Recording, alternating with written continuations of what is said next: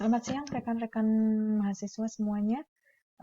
Hari ini kita masih melanjutkan materi tentang akuntansi keuangan menengah 1.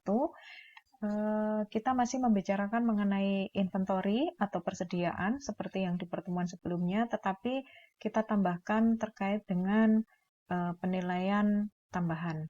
Di penilaian tambahan itu kita membicarakan mengenai apa yang dimaksud dengan lower of cost or net realizable value. Kemudian bagaimana cara kita menghitung seberapa besar gain atau loss terkait dengan adanya perbedaan antara cost atau net realizable value yang terjadi pada persediaan. Nah, apa yang dimaksud dengan lower of cost or net realizable value?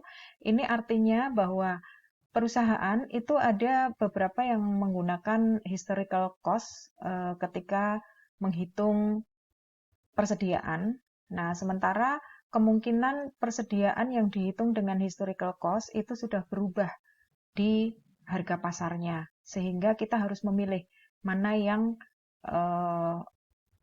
akan kita gunakan untuk pencatatannya. Sementara net realizable value itu adalah nilai yang direalisasi bersih atau nilai yang bisa diestimasi atau cost yang diestimasi untuk melengkapi persediaan tersebut sehingga siap untuk dijual dan estimasi dari cost yang digunakan untuk menyiapkan penjualan. Seperti contohnya misalnya ilustrasi yang di bawah ini bahwa awalnya nilai inventory itu adalah sebesar 1.000, tapi ternyata kemudian ada cost yang harus dikeluarkan untuk melengkapi, seperti contohnya misalnya pengepakan, sehingga siap untuk dijual. Begitu juga dengan estimasi dari cost untuk penjualannya, maka estimasi cost untuk melengkapi dan untuk penjualan itu digunakan sebagai pengurang dari nilai inventory-nya, sehingga net realizable-nya ketemu. Nah, kemudian ketentuan kita adalah memilih mana yang lebih rendah, karena di situ disebutkan lower cost or net realizable value. Berarti kita memilih mana yang lebih rendah antara cost-nya atau harga perolehan yang kita hitung atau net realizable value atau nilai yang mungkin direalisasi secara bersih. Di sini ada ilustrasinya adalah Jinfeng Foods. Di situ ada beberapa persediaan, ada spinach, karot, dan sebagainya, dan seterusnya. Di situ diketahui cost-nya masing-masing. Kemudian net realizable value, estimasinya masing-masing, kita akan menghitung persediaan kita, itu kita bandingkan mana yang lebih rendah antara cost dengan NRV-nya. Seperti contohnya untuk spinach, berarti kita akan pilih yang cost-nya karena lebih rendah. Berarti nilai inventory finalnya adalah 80. Contohnya lagi misalnya carrot. Carrot itu cost-nya adalah 100.000, kemudian net realizable value-nya adalah 110.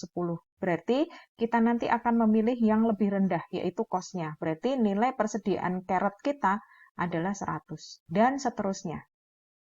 Baru kemudian kita totalkan jumlahnya kalau kita mau menghitung total seluruh persediaan terkait dengan food. Sebesar ini. Kemudian, kita juga bisa menggunakan LCNRV ini untuk menghitung persediaan, baik secara individual atau secara major, kemudian menghitung totalnya. Contohnya misalnya, dengan contoh soal yang sama, kalau kita menghitung individual, maka kita akan menghitung per produknya atau per persediaannya. Spinach, carrot, dan cut beans sendiri. Ini individual item. Kemudian, kalau major item berarti per kelompok. Misalnya untuk kelompok pertama yang frozen, itu kita pilih antara yang cost-nya dengan yang net realizable value-nya. Maka kita pilih yang lebih rendah. Sementara kalau totalnya berarti kita tinggal memilih mana yang paling rendah di antaranya. Begitu applying dari LCNRV. Kemudian penggunaan metode LCNRV itu dapat digunakan jika memenuhi asumsi-asumsi tertentu, seperti contohnya misalnya terkait dengan harga inventorinya, kemudian terkait dengan peraturan pajak, kemudian situasi terkait dengan tujuan dari penyusunan neraca, dan yang pasti penetapan metode itu harus diaplikasikan secara konsisten dari periode ke periode, tidak boleh berganti-ganti. Nah, kemudian bagaimana kita mencatat net realizable value atau nilai realisasi bersih? Contohnya seperti ini misalnya. Kita diminta memilih mana yang lebih rendah antara cost atau NRV. Anggaplah misalnya contoh seperti di sini, bahwa ending inventory secara cost itu adalah 82. Sementara ending inventory menurut NRV itu adalah 70. Berarti kita akan pilih yang NRV. Nah, selisihnya antara 82 dengan 70 ini sebesar 12, ini kita harus catat sebagai kerugian. Nah, untuk mencatat kerugian itu ada dua metode. Yang pertama metode loss method dan metode COGS. Kalau loss method berarti kerugian ini langsung kita catat sebagai loss yang dikreditkan ke inventory. Sementara kalau menggunakan COGS berarti kita akan mencatat sebagai cost of goods sold yang dikreditkan ke inventory. Nah, kemudian bagaimana penampilan atau tampilan terkait dengan financial position setelah terjadi revisi, maka akan seperti ini. Inventory akan dicatat sebesar yang tercatat paling rendah di antara cost atau net realizable value. Seperti ini. Karena untuk loss method dan COGS method sama, maka dicatatnya sama. Oke. Nah, kemudian kita juga bisa menggunakan allowance atau cadangan kerugian untuk mencatat adanya penurunan nilai yang disebabkan karena kita memilih mana yang lebih rendah antara cost dibandingkan dengan net realizable value. Jika dengan menggunakan cadangan, maka kreditkan ke allowance. Kalau tadi sebelumnya langsung dikreditkan ke inventory, maka untuk allowance itu dikreditkannya ke allowance pengurangan inventory. Seperti itu. Kemudian, selanjutnya, silahkan dibaca terkait dengan contoh-contoh soalnya yang banyak variasi. Nah, ini saya contohkan lagi terkait dengan misalnya kita diminta untuk memilih mana yang lebih rendah antara cost, di mana cost-nya di situ digunakan FIFO method, kemudian dibandingkan dengan NRV. Nah, contohnya misalnya ada beberapa persediaan A, B, C, dan D. Di situ ada selling price-nya masing-masing. Kemudian ini perhitungan cost-nya dengan menggunakan metode FIFO. Dan di sini ada perhitungan mengenai estimasi cost yang digunakan untuk melengkapi dan penjualan. Nah, maka kita akan menghitung sebenarnya net realizable value-nya berapa. Kemudian kita diminta untuk memilih mana yang lebih rendah antara cost dengan net realizable value. Nah, net realizable value itu berarti untuk soal yang ini kita akan hitung dari selling price-nya dikurangi dengan estimasi cost untuk melengkapi.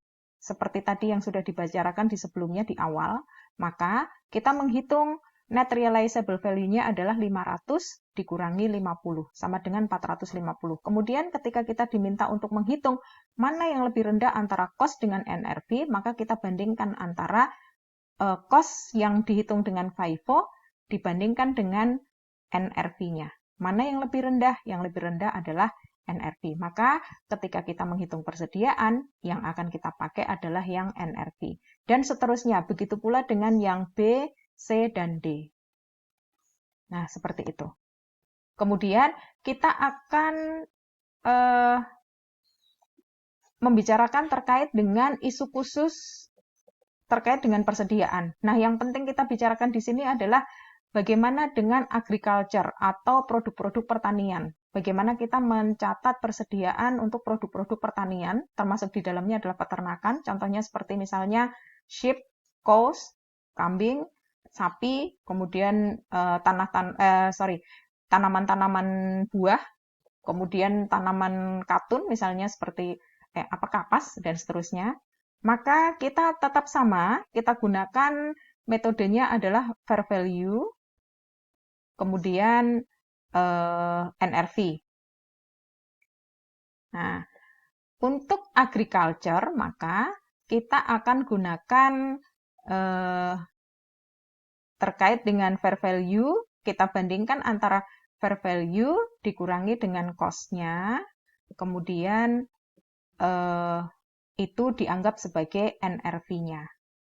Nah, ini adalah contohnya, misalnya ada soal di mana di situ dicatat bahwa Bancroft Dairy itu dia memproduksi atau memiliki peternakan sapi perahan gitu. Pada saat dia melakukan produksi, dia membeli terlebih dahulu sapinya senilai 460. Nah, kemudian sapi itu dibesarkan dengan biaya sebesar ini 35.000, dan kemudian ada juga biaya yang digunakan untuk harvest atau panen pada saat panen. Maka ada tambahan nilai sebesar ini. Ada tambahan nilai. Nah, maka selanjutnya kita bisa hitung carrying value-nya adalah sebesar 460 ditambah 33.800. Nah, baru kemudian kita hitung berapa panen yang dilakukan di Januari. Nah, selanjutnya panen yang dilakukan di Januari itu selanjutnya kita jadikan sebagai nilai dari persediaan. Nah, di situ nilai persediaannya adalah carrying value-nya 33.800. Kemudian kita mencatatnya sebagai, karena belum terjual, baru panen, maka kita mencatatnya sebagai unrealized holding gain or loss. Jadi ada laba sebesar 33.800 yang belum terrealisir karena belum terjual, baru panen. Nah, seperti itu. Kemudian selanjutnya untuk mencatat inventorinya, berarti inventorinya adalah sebesar 36. Lihat tadi peragaan di soalnya. Kemudian ketika ada penjualan, seandainya penjualannya sebesar 38.500, maka kita akan mencatat sebagai cash, misalnya penjualannya secara cash dan kreditnya adalah sales revenue. Nah, demikian penjelasan mengenai additional valuation terkait dengan persediaan. Silahkan tambahannya dibaca karena waktu yang sangat terbatas terkait dengan penjelasan di video kali ini. Jadi tolong untuk dibaca lebih lengkap lagi, ditambahkan lagi, silahkan dibaca modul yang sudah saya siapkan. Terima kasih, sampai ketemu di pertemuan berikutnya.